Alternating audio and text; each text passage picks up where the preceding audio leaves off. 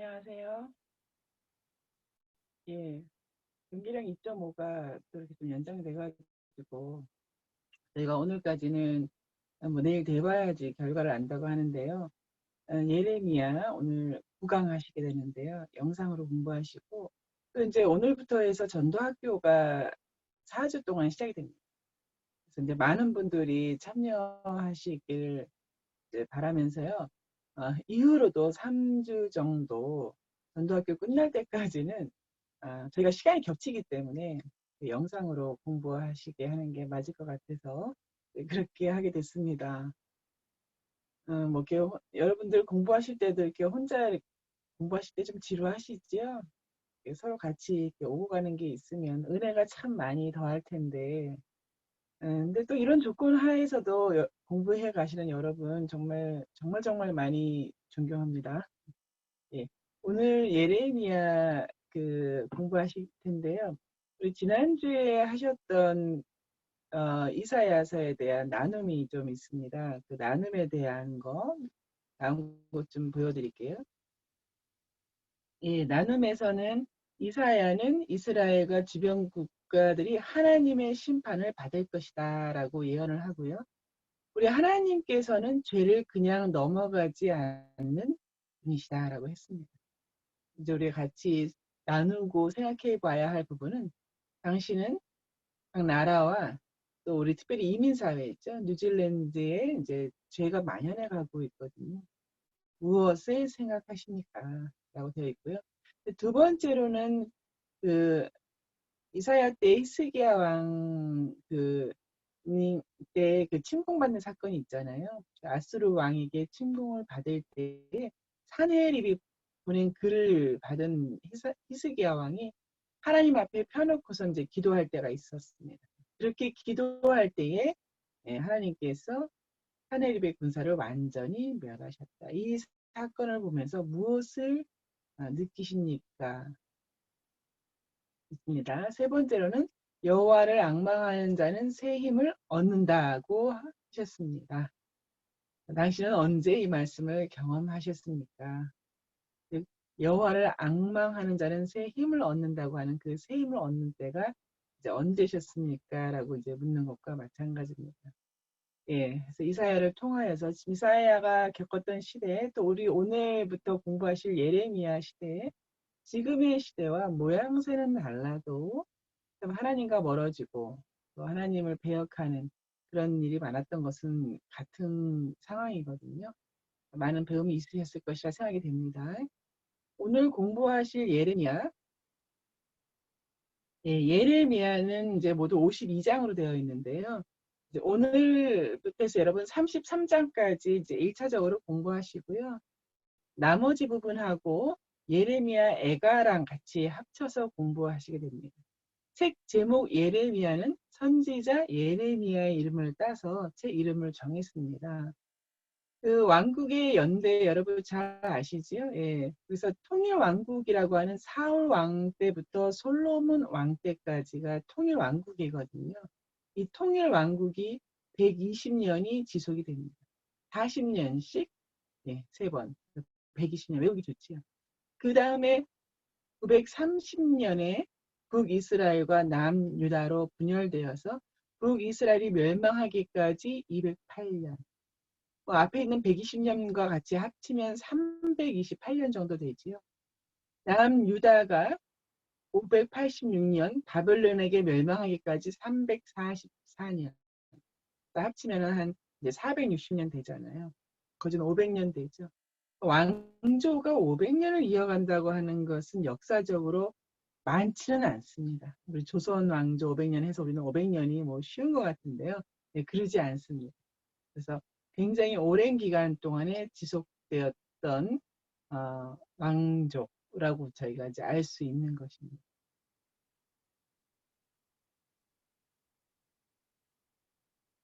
예, 망하는 나라가 다르지요. 예, 북이스라엘은 아수르에게 멸망하고 남유다는 바벨론에게 멸망합니다. 여러분 많이 공부하셔서 이제 이런 부분 익숙하시지요? 여기 이제 마지막 때의 왕들에 대한 게좀 이렇게 표로 만들었습니다. 예, 그래서 지금 오늘 공부하실 그 예레미야가 등장하는 부분은 이제 이 부분입니다. 마지막이죠. 그 남녀도 아까 보셨던 그래서 마지막 때를 이렇게 보여주고 있습니다. 그 한 가지 이제 특이한 것은 예레미야가 굉장히 오랫동안 사역을 하거든요. 예, 예레미야가 있는 동안에는 계속해서 그 말씀에 대한 촉구가 있었습니다. 회개에 대한 촉구지요. 그런데 여러분 그 가장 악한 왕이라고 했던 므낫세 가장 악한 왕이었죠. 예, 가장 악한 시대 중에 하나인데요.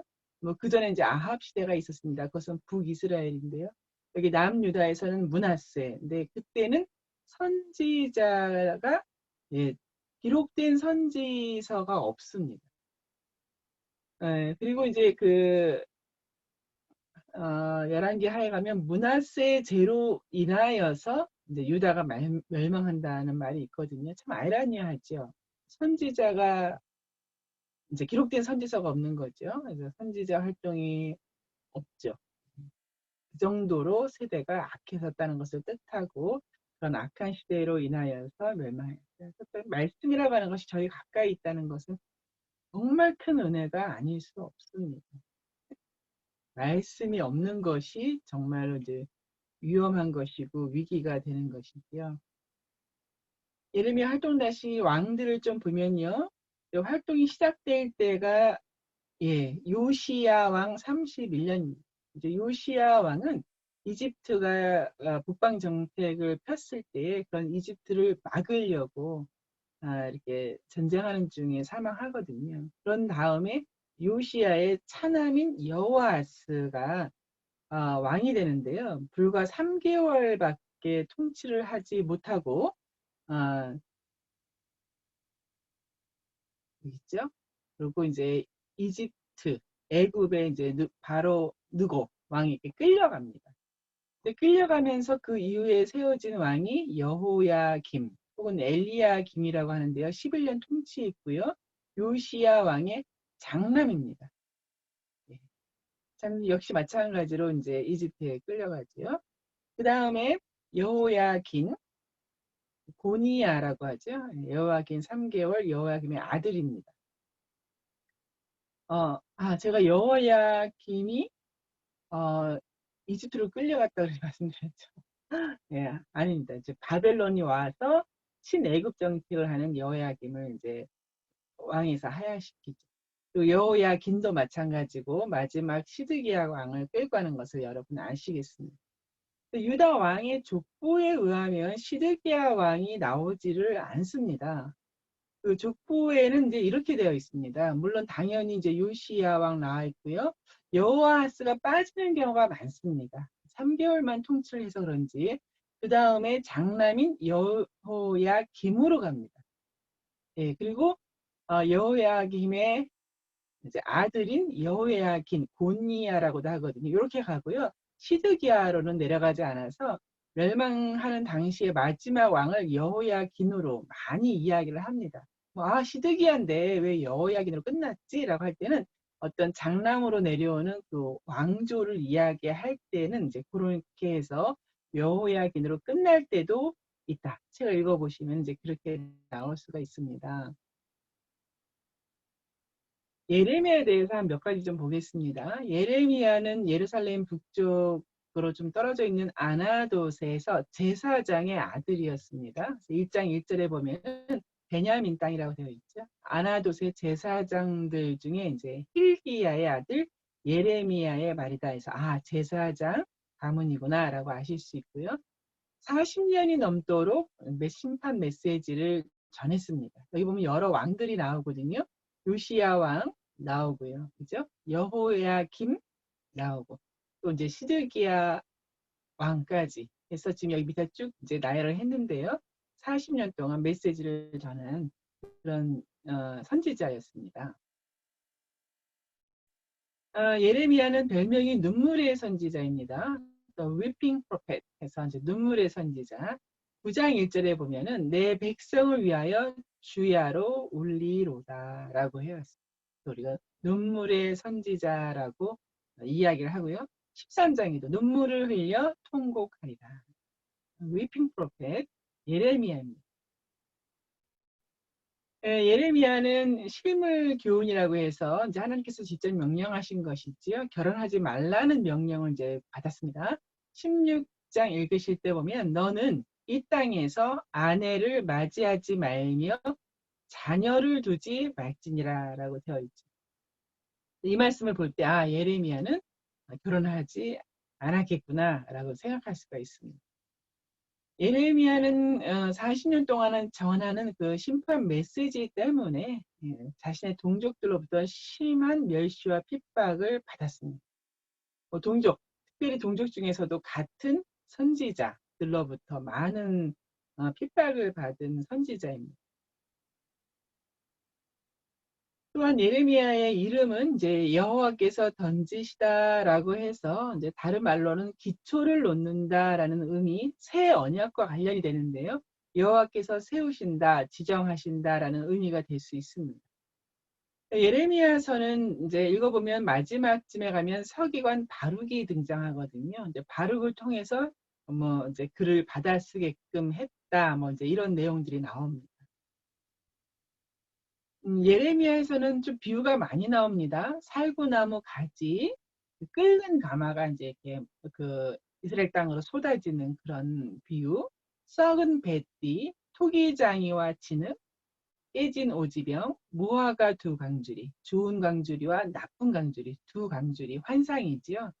줄과 멍에 토지를 구입하는 또 비유가 있습니다. 토지를 이제 구입하게 만들거든요. 아까 말씀드린 것처럼 하나님께서 결혼하지 말라 하거든요. 자녀를 두지 않거든요. 멸망하는 땅에 토지를 사게 하십니다. 그것은 그 토지를 산다는 뭐 작은 토지입니다.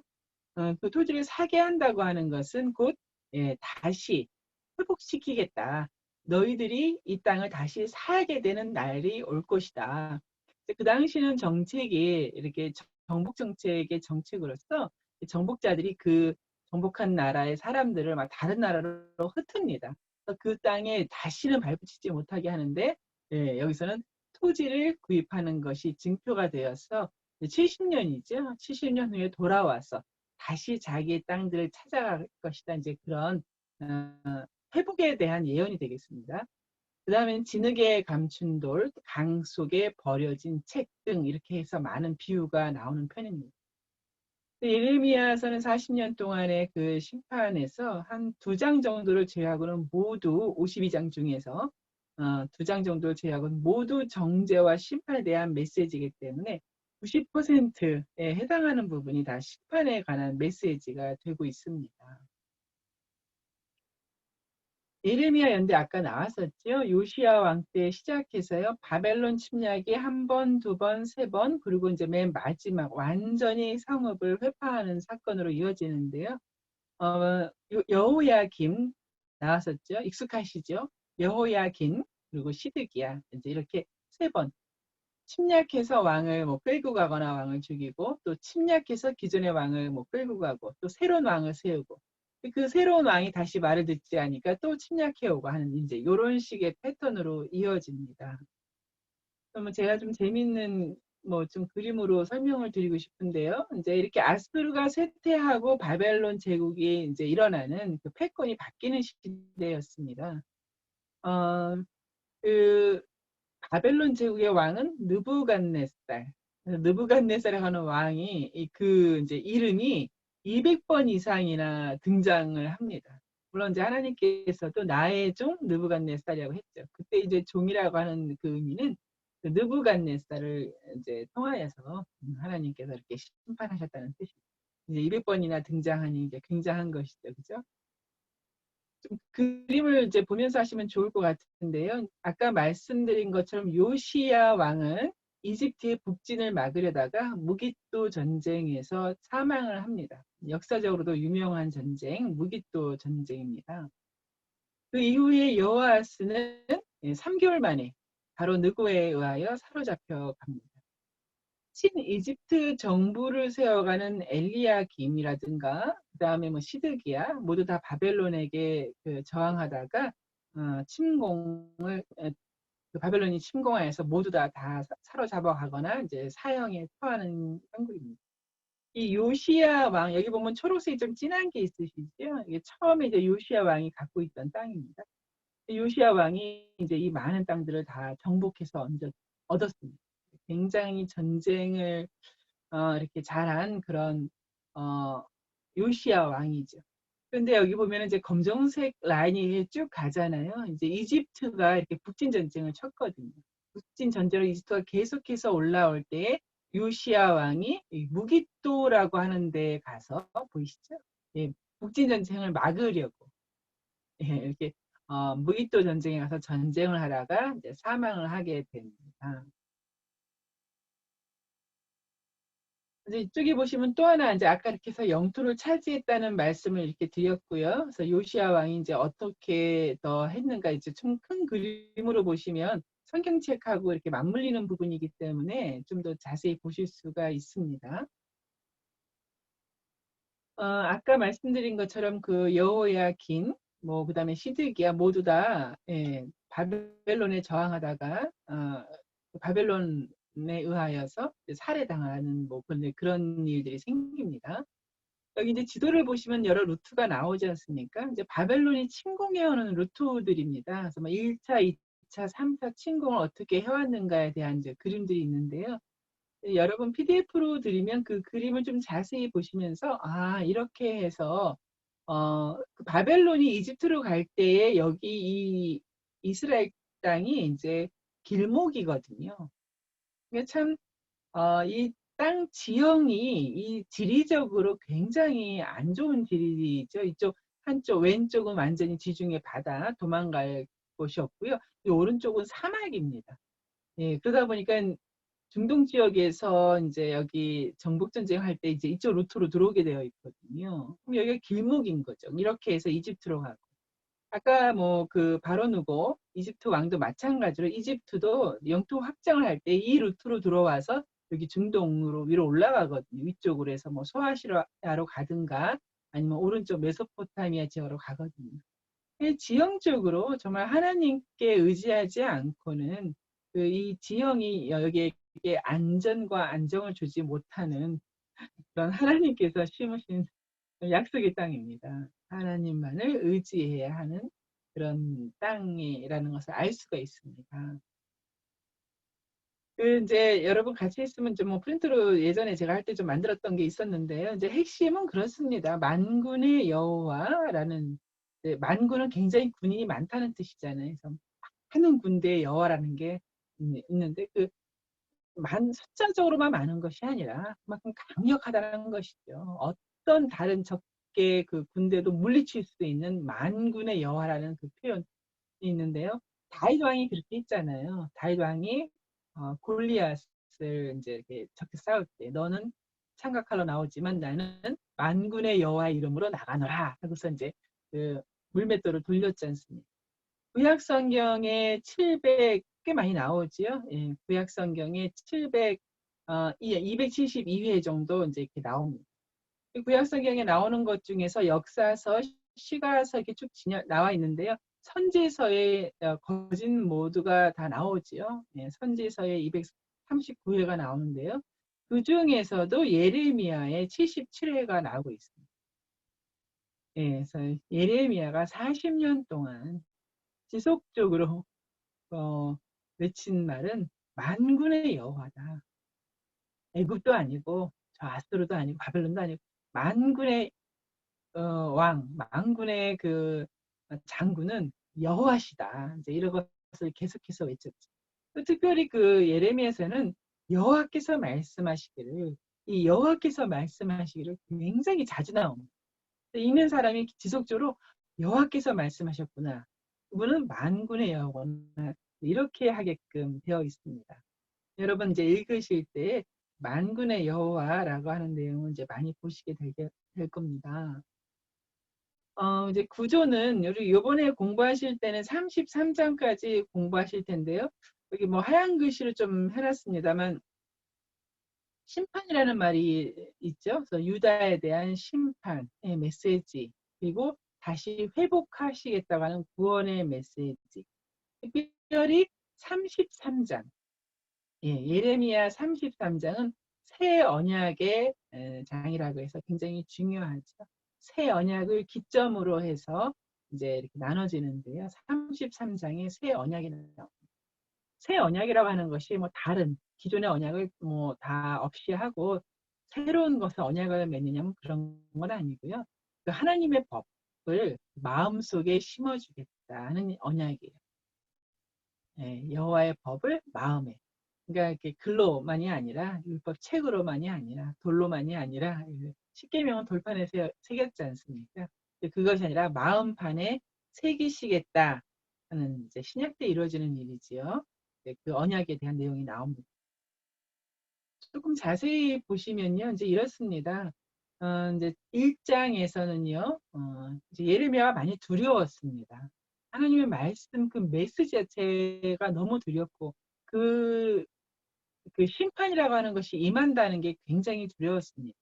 그것을 전하는 것도 많이 두려웠죠. 그래서 자기는 말을 할 줄 모르는 아이입니다라고까지 말을 했었다는.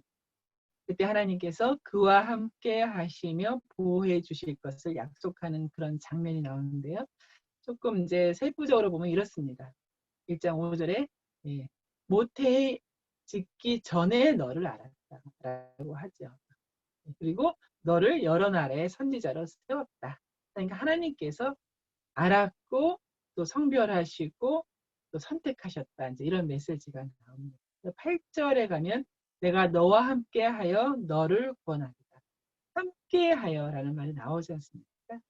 여호와 하나님께서는 뭐 멀리서 우리를 구원하시는 분이 아니라 함께 하시는 분이라는 거예요. 근데 여러분 삶에서도 마찬가지죠. 하나님께서 구원하신 하나님, 우리 기도할 때 저 멀리 산에서 하늘에서 들으시고 이제 이렇게 구원을 이루시는 이제 그런 느낌이 아니라 바로 나와 함께 모든 내가 겪는 일을 같이 봐가시면서 혹은 겪어가시면서 이렇게 우리를 구원해 가시는 분이시라는 거죠. 너와 함께하여 너를 구원하리라라고 이제 말씀하시는 하나님이셨습니다.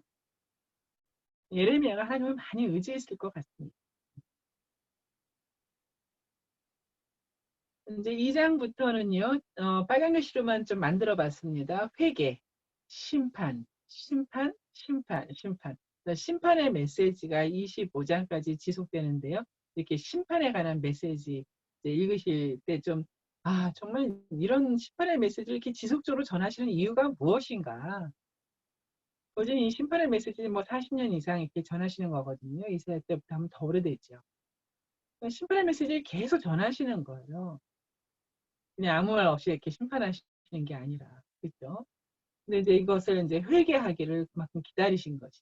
그것이 40년, 50년, 오랜 세월 동안 회개해서 여호와께 돌아오기를 기다리시는 하나님이신 것을 저희가 알 수 있습니다. 지속적으로 지금 심판의 메시지가 이어지고 있습니다.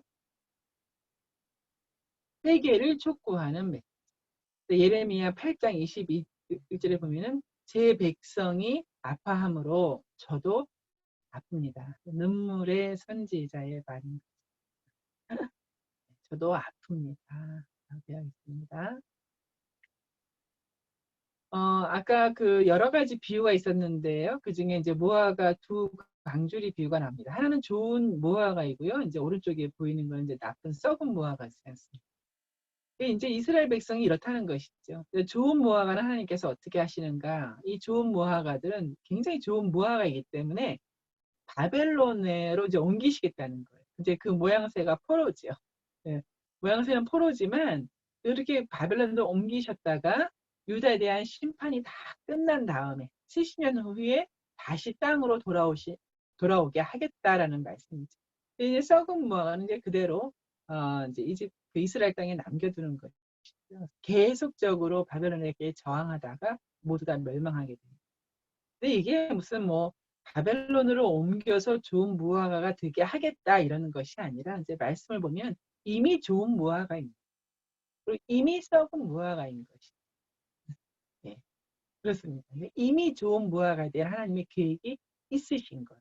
말씀드린 것처럼 모양새는 포로로 끌려가는 것 같고 뭐가 더 안 되는 것 같고 더 잘못된 것처럼 보이겠죠.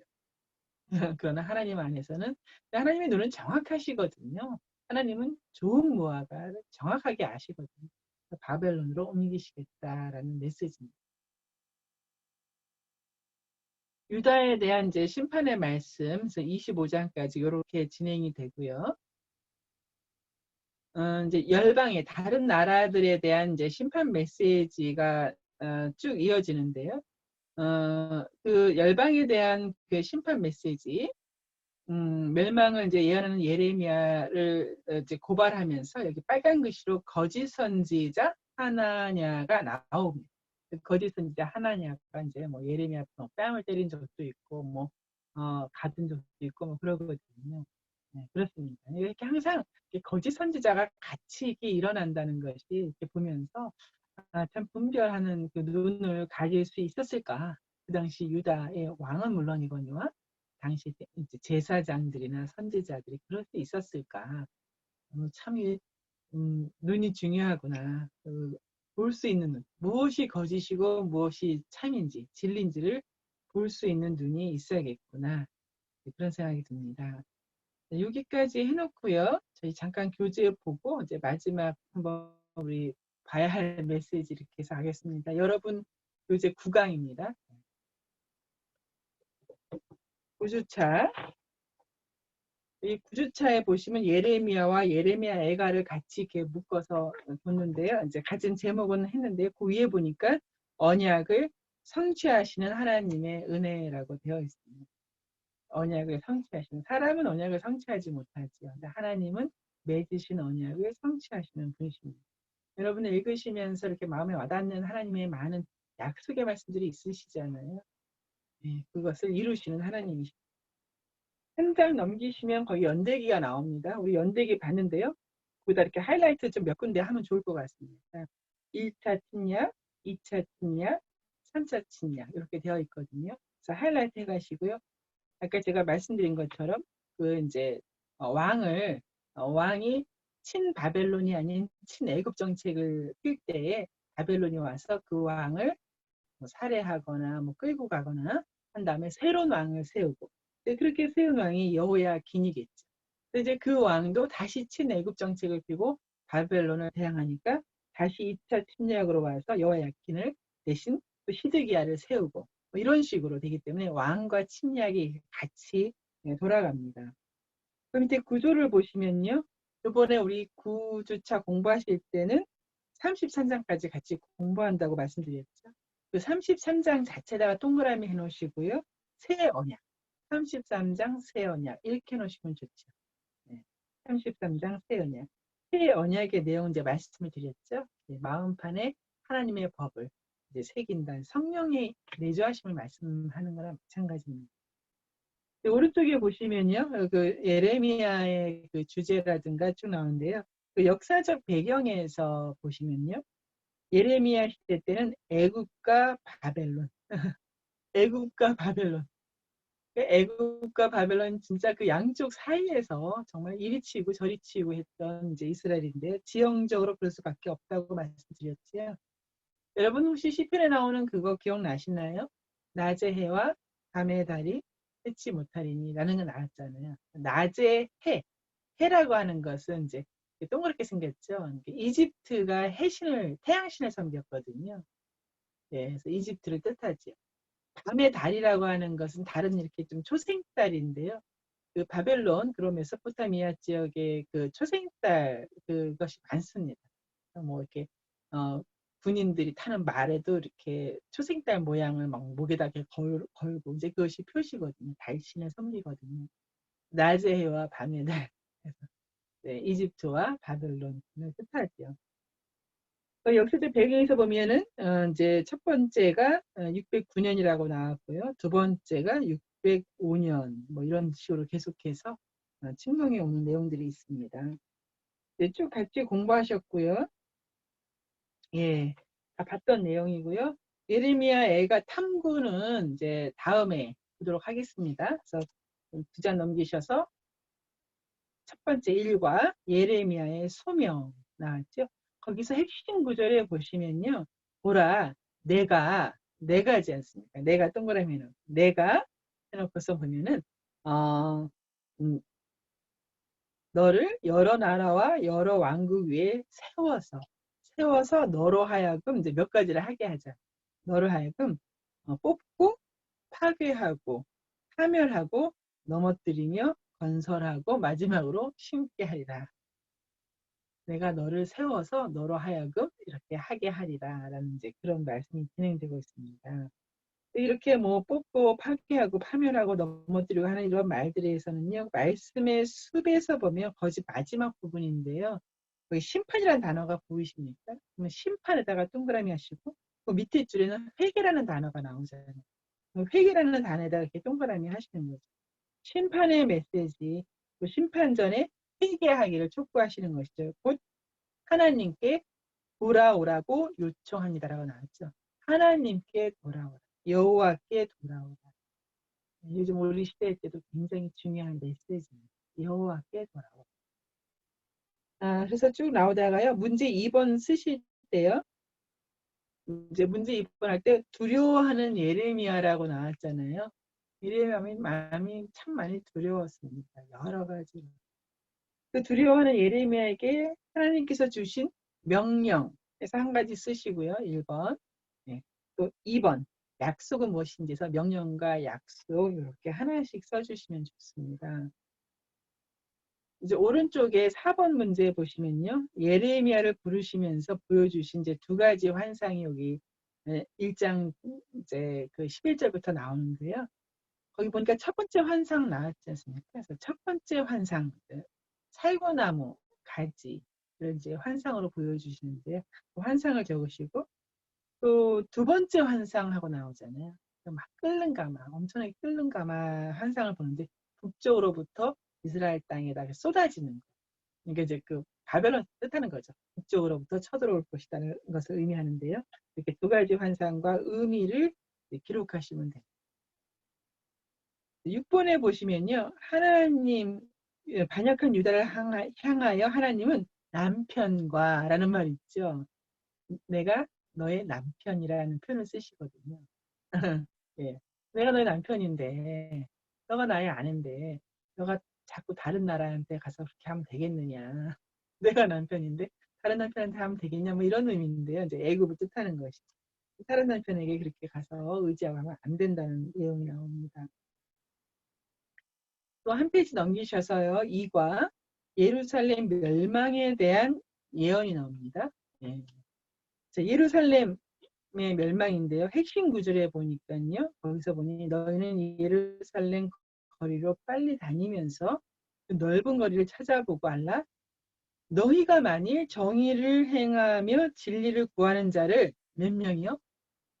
한 사람이라도 찾으면 내가 이 성읍을 용서하리라. 한 사람이라도 찾으면 내가 이 성읍을 용서하리라 하시. 아니 좀 그 비슷한 거 있죠. 여러분 창세기에서 소돔과 고모라 멸망할 때, 예, 소돔과 고모라를 하나님께서 심판하실 때 그전에 이제 아브라함을 좀 만나신 일이 있으셨잖아요. 아브라함이 물었잖아요. 그 성읍에 50명의 의인이 있어도 50명의 의인이 있는데 그것을 같이 멸하시겠냐 했잖아요. 아니다, 멸하지 않겠다 했는데 45명이어도 멸하시겠냐고 했죠. 그래서 점점 내려갔잖아요. 20명이어도 멸하시겠냐. 20명만 있어도 멸하지 않겠다. 10명이면 어떻겠느냐 했는데 이제 거기서 10명이어도 멸하지 않겠다. 이제 이런 내용이 나오잖아요. 소돔과 고모라가 멸망한 이유는요. 물론 죄악이 만연해서 그 울부짖음이 뭐 하나님께 들렸다는 표현이 있잖아요. 또 한편으로는요. 그 의인 10명이 없어서 멸망한 거거든요. 의인 10명이 없어서 멸망한 것이죠. 예. 여기서도 마찬가지죠. 예루살렘이 용서를 받지 못한 이유는요. 예, 죄악이 많았지요. 그런데 의인 한 사람이 없어서 용서받지 못한 것이죠. 그래서 더 재밌는 것은 아까는 뭐 소돔과 고모라 이방인의 땅이었지만 여기서는 핵심 구절 초반에 있는 것처럼 예루살렘 거리거든요. 비교가 안 되죠. 소돔과 고모라에서 의인을 찾는 것과 예루살렘에서 의인을 찾는 것은 비교가 안 되지 않습니까? 예루살렘이. 그럼에도 불구하고 예루살렘에 의인 한 명이 없었던 거예요. 이 시대에도 참 이것은 저희의 마음에 많이 울림이 옵니다. 그렇죠? 여기 같이 바이블 공부하시는 분하고 뭐 저까지 포함해서 뭐 한 30명 정도가 의인이면 하나님께서 이 땅을 심판하지 아니하시고 용서하신다는 거잖아요. 많은 울림이 있고 여러분 가정에서도 마찬가지잖아요. 의인 한 명이 있으면 하나님께서 용서하시잖아요. 네, 그렇습니다. 그래서 쭉 공부해 오실 것이고요. 그 오른쪽에 보시면 3번 문제가 이제 그것에 해당하는 내용입니다. 3번 문제에서 보시면 예루살렘에 한 가지 제안을 하시는 게 바로 한 명의 의인을 찾으면 이 성읍을 용서하리라. 그렇습니다. 그럼에도 불구하고 이제 5번에 보시면 당시 유다 선지자와 제사장들의 죄는 어떤 것인가? 거짓을 행하고 탐욕을 백성들의 상처를 가볍게 여겼다. 그런 죄에 대한 것이 나오죠. 찾는 의인 한 명은 없고 이제 그렇게 당시 선지자와 제사장들은 그런 죄를 저질렀던 것입니다. 페이지 넘기실게요. 3번 3과 도둑의 소굴 성전을 도둑의 소굴이라고 했습니다. 그래서 이제 성전 설교라는 별명이 붙었거든요. 성전 설교인데요. 도둑의 소굴이 된 성전에서 말씀의 숲에서 보면 예레미야의 무슨 설교요? 성전 설교. 이건 이제 알려져 있는 것이죠. 거짓된 종교 생활. 성전인데 네, 도둑의 소굴이라고 불리울 만큼 거짓된 종교 생활이 이어졌고요. 그 내용은요. 그 밑에 좀 이렇게 한 4줄 정도 내려가시면 나오거든요. 위선, 또 불의, 이방신 숭배 이런 것들이 가득 찼던 것이죠. 거짓된 종교 생활을 하고 있었다. 신앙이 종교가 되는 것이죠. 신앙이 종교가 되었다. 그렇습니다. 그러면 이제 이것을 보고 거기 오른쪽에 보면 말씀과 삶, 우리의 삶에 대해서요. 그러면 이제 한 4번째 줄에 나오거든요. 나는 하고 나왔거든요. 나는 종교 생활은 열심히 하면서 정작 하나님의 말씀에 순종하는 일에는 소홀하지 않습니까? 라는 질문이 나왔거든요. 그렇죠. 종교 생활과 정작 하나님 말씀에 순종하는 것이 참 아이러니하게도 별개일 때가 있는 것이죠. 뭐 저도 요즘 이 좀 많은 생각을 하게 되는 시간이어가지고 이제 해보니까 뭐 저도 종교 생활로 친다면 많이 하는 거잖아요. 그러니까 제가 일하는 곳이 교회다 보니까.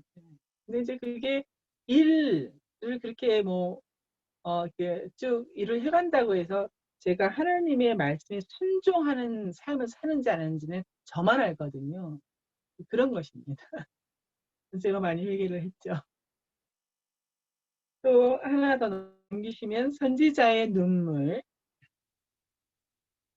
아까 잠깐 보여드렸던 구절 중에 하나인데요. 핵심 구절에 써보면은 여기서 너희가 이를 듣지 아니하면 나의 심령이 너희 교만으로 말미암아 은밀한 곳에서 울 것이며 여호와의 양떼가 사로잡힘으로 말미암아 눈물을 흘려 통곡하리라. 눈물의 선지자였습니다. 또 하나 넘기시고요. 5가 고난당하는 선지자. 아까 좀 나왔죠. 핍박받는 선지자에서 아까 이름도 하나 나왔었잖아요. 거짓 선지자에서 하나냐라고 나왔었는데요. 그런 내용입니다. 문제에서 2번 문제 보시면요. 2번 문제에서 하나님은 유다를 향해 어떤 사람이 저주를 받고 해서 저주받는 사람 1번에서 하시고요. 또 어떤 사람을 복은 받는다. 복을 받는 사람 2번에서 이렇게 하시는 게 맞습니다. 두 가지를 써주시는 것이죠. 뭐 근데 간단하더라고요. 저주받는 사람은 아까 제가 남편 잠깐 얘기했지만 다른 사람을 의지하는. 다른 사람은 이제 애국 사람들이거든요. 다른 사람들을 이제 남편을 버리고 다른 사람을 의지하는 자들은 저주를 받는다. 그렇게 되어 있습니다. 이제 오른쪽 문제 3번 한번 동그라미 해보세요. 네. 하나님은 하나님 자신을 어떠한 분으로 이제 선포하느냐는 거죠. 하나님께서 하나님은 나는 누구다라고 이야기하는. 여기서 보면은 나 여호와는 이제 이렇게 시작합니다. 나 여호와는 심장을 살피며 회부를 시험하고 각각 그의 행위와 그의 행실대로 보응하는 자니라고 이제 말씀하시거든요. 그의 행위와 그의 행실대로 보응하는. 다른 사람의 행실과 뭐 다른 것을 행하시는 게 아니라는 거죠.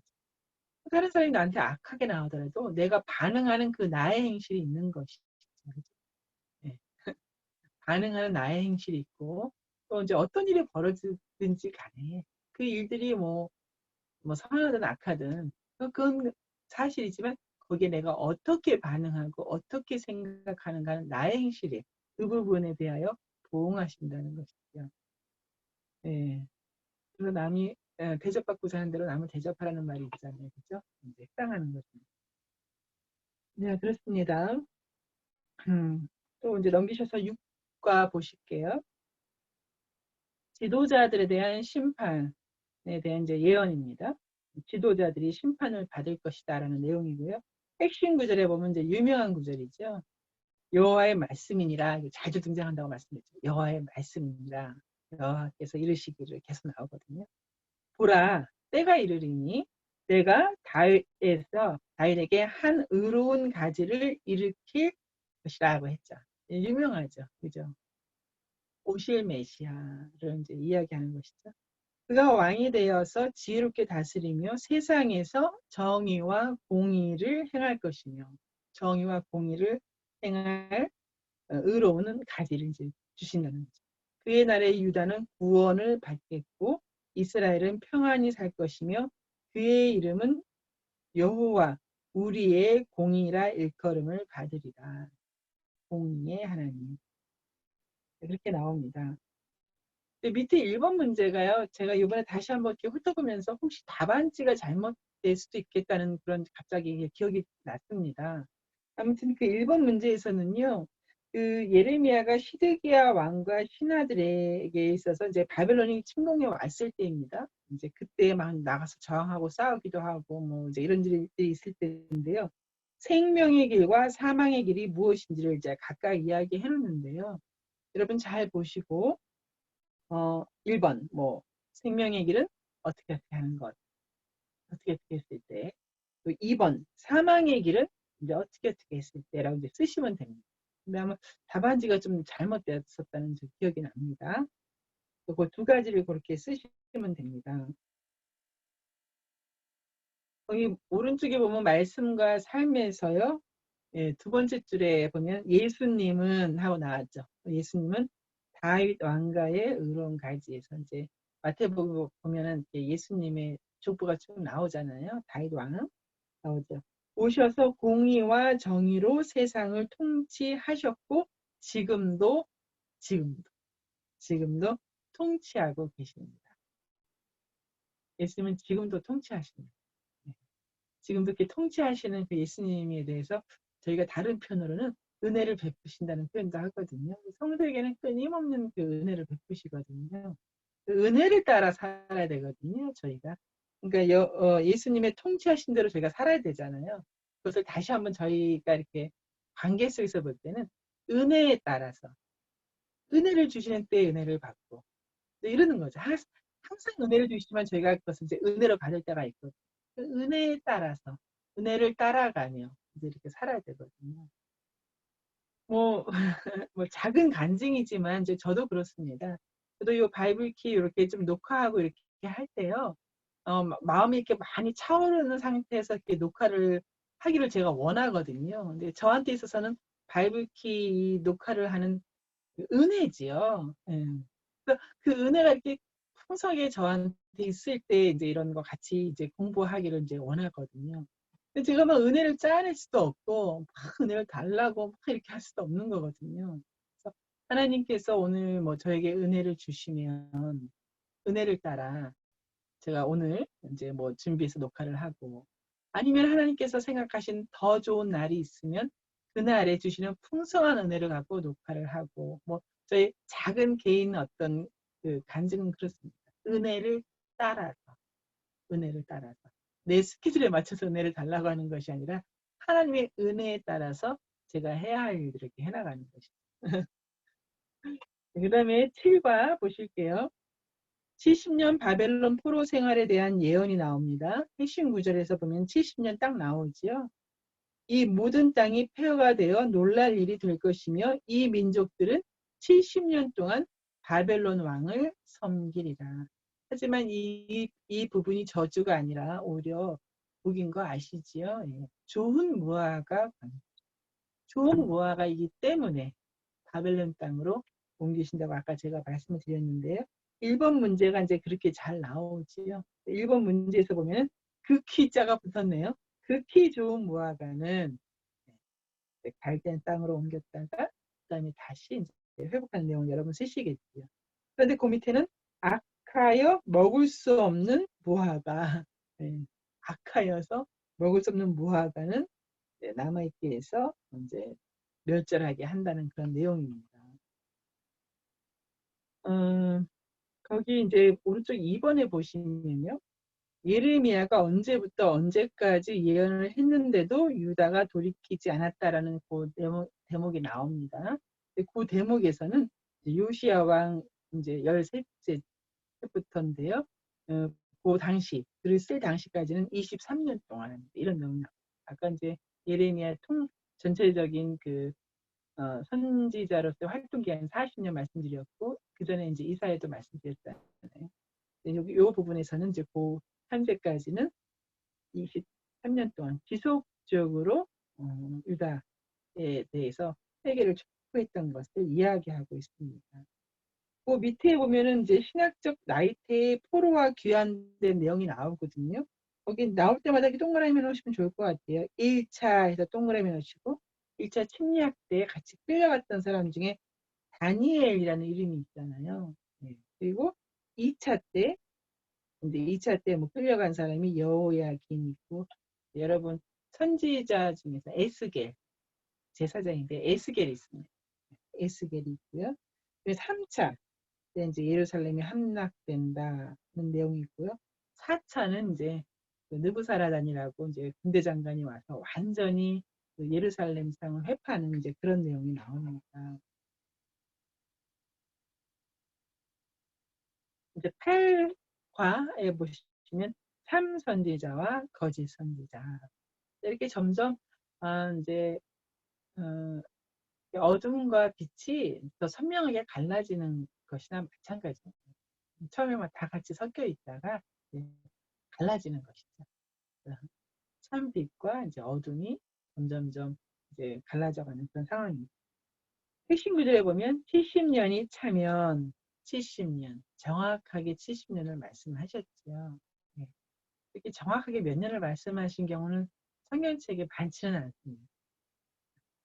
많지는 않은데 잘 그렇게는 이야기를 안 하시는데 하나님께서 이때는 정말 큰 위로를 주시고 그렇게 바벨론 땅에 있는 그 하나님의 자녀 또 이제 남편이라고 하셨으니까 아내인 거잖아요. 마음이 굉장히 애절하셨나 봐요.